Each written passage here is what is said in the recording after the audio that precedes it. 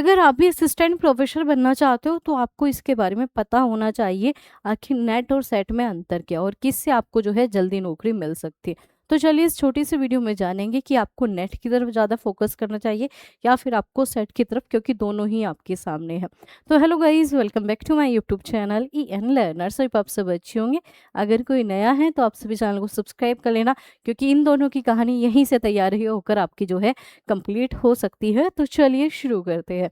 तो अगर हम बात करें, नेट जो होता है आपका नेशनल एलिजिबिलिटी टेस्ट। अब नेशनल सब देखते ही आप समझ में आ गया कि यस मैम ये तो राष्ट्रीय होता है, नेशनल होता है, तो पूरे भारत का एक ही एग्जाम होता है नेट।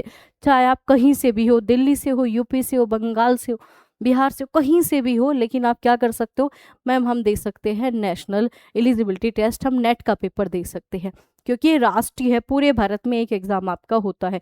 वहीं पे सेट की बात करेंगे, स्टेट एलिजिबिलिटी टेस्ट है। स्टेट मतलब ये होता है राज्य स्तर पर, यहाँ जो है ये स्टेट वाइज जो है आपका कंडक्ट कराया जाता है।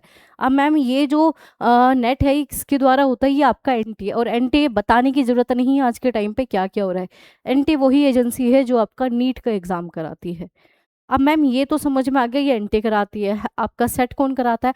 मान लीजिए सेट अगर आपका राजस्थान में हो रहा है तो राजस्थान वाले कराएंगे, अगर आपका महाराष्ट्र में होता है तो महाराष्ट्र वाले कराएंगे, अगर आपका कर्नाटक में हो रहा है तो वो कराएंगे, केरल में हो रहा है तो वो कराएंगे। मतलब ये स्टेट वाइज होता है, जिस स्टेट में जो आपका सेट निकलता है वो वही वाले कराते हैं। इसे तो पूरा भारत भर सकता है, क्या इसे अदर स्टेट वाले भी फिल कर सकते हैं? मेनली जितने भी सेट होते हैं आप अदर्स स्टेट के बिलोंग भी करते हो तो भी अप्लाई कर सकते हो। मान लीजिए राजस्थान में ही सेट निकला हुआ है तो आप यूपी से हो, फिर भी आप राजस्थान सेट दे सकते हो, आप एलिजिबल हो, आप क्वालिफाई माने जाओगे। ठीक है, लगभग 99% आप अदर स्टेट में भी अप्लाई कर सकते हो। लेकिन कई बार हो जाता है कोई स्टेट अपनी कोई कंडीशन रख दे, वो अलग बात है, अदरवाइज आप सभी जो है सेट में अप्लाई कर सकते हो। अब यहाँ पर हम बात करें मैम, नेशनल एलिजिबिलिटी टेस्ट और सेट, इन दोनों में जो सबसे मेन डिफरेंस है वो क्या है? क्या इससे असिस्टेंट प्रोफेसर बना जा सकता है? बिल्कुल। इसे क्लियर करने के बाद भारत के कोई भी वैकेंसीज आती है, कोई भी, आप वहाँ पर जो है अप्लाई कर सकते हो असिस्टेंट प्रोफेसर के पद पर। वहीं पर मैम अगर हमने सेट क्लियर कर लिया, क्या हम अप्लाई कर सकते हैं? कर सकते हो, बट कंडीशन क्या है? उसी राज्य में होनी चाहिए, उसी स्टेट में आपकी वैकेंसीज आनी चाहिए। मान लीजिए आपने राजस्थान सेट क्लियर कर लिया लेकिन वैकेंसीज महाराष्ट्र में आ गई तो आप अप्लाई नहीं कर सकते। उसी स्टेट का जो है सेट आपको क्लियर करना पड़ेगा। अगर सेट क्लियर नहीं करोगे तो आप एलिजिबल नहीं हो। अगर राजस्थान में वैकेंसीज है तो राजस्थान का क्लियर कीजिए, महाराष्ट्र में है महाराष्ट्र का क्लियर कीजिए, कर्नाटक में है तो कर्नाटक का, आपका केरल में है तो केरल का आपको क्लियर करना पड़ेगा।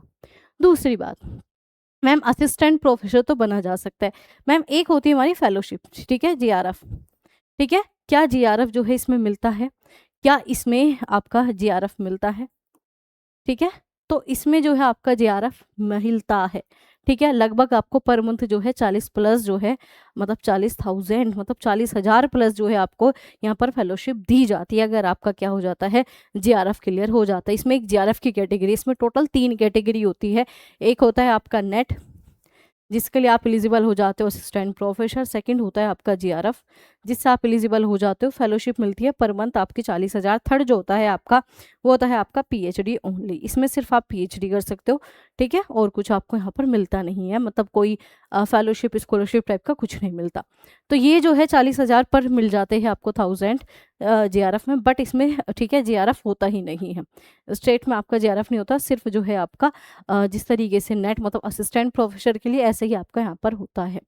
ठीक है, यहाँ पर हम बात करें मैम, नेट के लिए कोई आयु सीमा होती है? ठीक है, नेट के लिए कोई भी आयु सीमा नहीं है, कितनी भी एज हो आप अप्लाई कर सकते हो। लेकिन स्टेट में क्या होता है, स्टेट में कई बार जो है आपका एज डिफाइन कर देते हैं।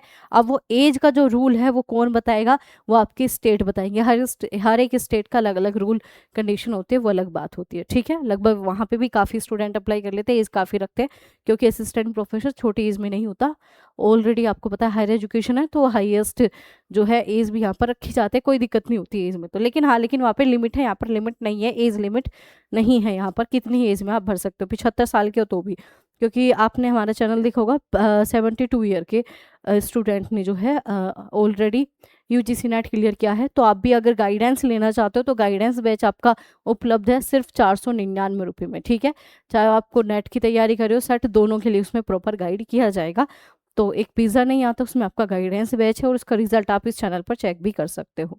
अब दूसरा जो मुद्दा है मैम, अब आप अपने मेन मुद्दे पे आइए कि दोनों में से नौकरी किस में मिलेगी। अब आपके लगभग जो है 4 से 5 जो है सेट आपके सामने हैं, ठीक है, लगभग 4 तो है ही। एक आपका HP सेट ऑलरेडी हो चुका है, वहाँ पे वैकेंसीज आएगी हिमाचल प्रदेश में। राजस्थान का ऑलरेडी आपका एग्ज़ाम होने वाला है, ठीक है, आपका जो है महाराष्ट्र में भी है, ठीक है, मुंबई में भी ऑलरेडी होने वाला है। तो ऐसे बहुत सारे आपके स्टेट है जहाँ पर आपका सेट कराया जा रहा है। तो सेट जब होता है तो उसके बाद वैकेंसीज आती है, मतलब नौकरी भर्तियाँ आती ही आती है। तो नौकरी यहाँ पर थोड़ा जल्दी मिल जाती है, बट यहाँ पर कंडीशन क्या होती है, यहाँ पर सेट जल्दी नहीं निकलते। ये तो साल में क्या निकलेगा, नेट आपका जो है हर साल में जो है 2 बार कम से कम निकलता है, 2 बार निकलता ही निकलता है। एक बार आपका जून में एग्जाम होता है, एक बार आपका दिसंबर, 2 टाइम आपका एक साल में एग्जाम होता है। लेकिन ये फिक्स नहीं है, ये किसी स्टेट में निकल जाए 2 साल में, किसी स्टेट में निकल जाए 1 साल में, यहाँ पर फिक्स पैटर्न नहीं होता, यहाँ पर स्टेट वाइज चीजें चलेगी। कोई बहुत सारे स्टेट ऐसे भी है जहाँ पर 4 से 5 साल हो गया कोई जो है सेट एग्जाम नहीं कराया। यहाँ पर दिक्कत क्या है, यहाँ पर सेट एग्जाम होने में समय लगता है, बट जैसे सेट एग्जाम होता है तो उसके बाद कुछ ना कुछ आपको वैकेंसीज मिलती ही मिलती है। तो इस बेस पे देखा जाए तो वैकेंसीज इसमें जल्दी है, बट यहाँ पर सेट जल्दी नहीं होता। लेकिन यहाँ पर जो है नेट हर साल होता है, लेकिन ज़रूरी नहीं है कि आपको जैसे ही नेट हो उसके बाद तुरंत वैकेंसीज मिले, यहाँ पर ऐसा फिक्स नहीं है। और दूसरा मैम कौन सा करें, तो मैं ये कहूँगी कि आप नेट पे फोकस कीजिए। नेट पे क्यों फोकस करना, अगर आप नेट क्लियर कर लेते हो तो किसी भी स्टेट में आप एलिजिबल हो जाते हो। आपका राजस्थान में कोई वैकेंसीज आई है तो भी आप अप्लाई कर सकते हो बिना किसी सेट के। आपका सेट क्लियर नहीं है बट आपका नेट क्लियर है तो आप किसी भी स्टेट में अप्लाई कर सकते हो, किसी भी स्टेट में। तो मैम बेनिफिट तो इसमें ये एक बार ही क्लियर करना पड़ेगा, वो स्टेट वाइज ज़्यादा समय लगेगा, लेकिन ये आपका ईजी होता है, ये टफ होता है। मतलब ऐसे टफ कुछ नहीं होता जीवन में, लेकिन फिर भी एक लेवल देखा जाए तो इसका अच्छा लेवल होता है, सेट का थोड़ा सा डाउन होता है। बट इन दोनों का सिलेबस सेम होता है, लगभग नेट का ही पैटर्न जो है सभी स्टेट के सेट लेके चलते हैं। समझ में आई आपको, अगर आप नेट का सिलेबस कवर कर लेते हो तो कोई भी स्टेट का सेट हो आप उसे आराम से क्लियर कर सकते हो सेम ही चीज़ों से, क्योंकि सारा सिलेबस नेट वाला ही रखते हैं सेट में, लगभग 90% सेम ही होता है।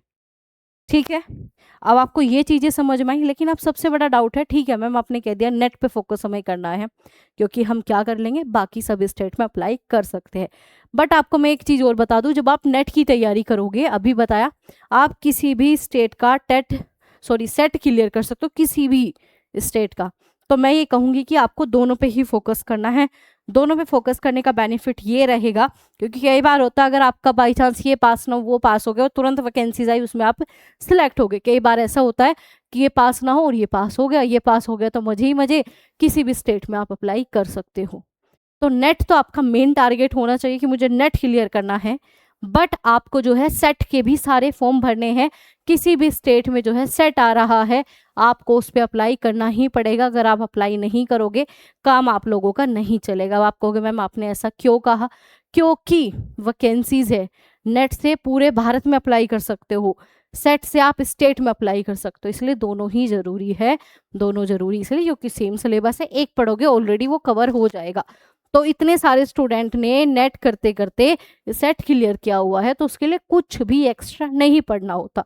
तो आप सभी को अगर नेट की तैयारी करनी है, यूजीसी नेट क्लियर करना है, तो ये आपकी न्यू एप्लीकेशन है, ठीक है, पुराने वाली एप्लीकेशन अब एक्टिवेट नहीं रहेगी, अभी आपकी नई है। इस एप्लीकेशन को डाउनलोड कर लीजिएगा और आपका सिलेक्शन 2.0 बैच लाइव हो चुका है।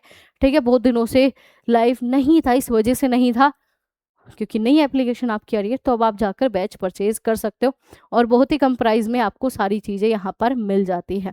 ये टेलीग्राम वगैरह है, ठीक है, और भी मैंने आपको प्रॉपर गाइड कर रखा है कि किस प्रकार से जो है आपको असिस्टेंट प्रोफेसर बनना है और बिना नेट के, मतलब सेट से आप क्या कर सकते हो, असिस्टेंट प्रोफेसर बन सकते हो। लेकिन मेन टारगेट नेट रखिएगा, नेट जब करोगे तो सेट तो आपका ऑलरेडी होना ही होना है, अगर आप सही से प्रॉपर सिस्टमेटिक तरीके से पढ़ते हो। ठीक है, तो आपका प्रॉपर जो है बैचेज है, क्लासेस है, नोट्स है, तो आप भी इन बच्चों की तरह बेहतरीन कर सकते हो, बेहतरीन तरीके से जुड़ सकते हो। तो नोट्स, PYQ, सिलेक्शन सीरीज सब कुछ आपको एप्लीकेशन पे मिल जाएगी और एप्लीकेशन का लिंक जो है चैनल के अबाउट सेक्शन में मिल जाएगा। ये रहा चैनल का अबाउट सेक्शन, तो डिस्क्रिप्शन बॉक्स चेक कर लीजिएगा, ये रहा। जैसे इस पर क्लिक करोगे तो आपके सामने आपकी एप्लीकेशन आ जाएगी।